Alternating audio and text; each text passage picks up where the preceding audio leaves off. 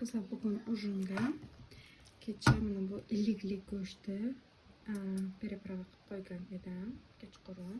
Ustini berkitib, hozir esa endi bularni dufkaga past olovga qo'yib qo'yaman. Mana shu kechasi bilan turib,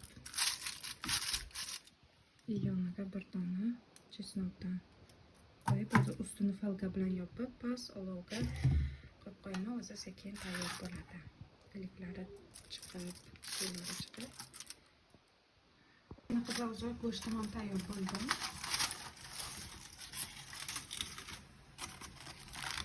Уже и chesnokim bitta bir 2 soatmi turdi-da, 2 soatdan oshiq turdi почти.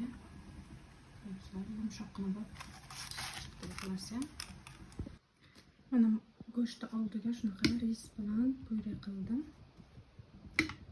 O'sha tayyor bo'ldi. Kecha qilgan tiftelimdan qolganda xo'jayinim ichaman dedilar, shunga ularga isitdim. Kechagi pirojkamdan bugungi ujinimiz o'zi choylarni tanladim. Hozir birgalikda o'tirib xo'jayinim bilan og'iz ochib iftor qilamiz.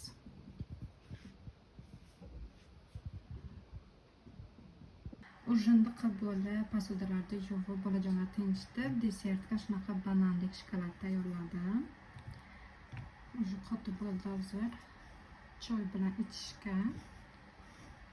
O'zim hech qanaqa bezamadim, o'zimizga bo'lgani uchun. Bananlik shokolad yaxshi ko'ruvchilar bormi?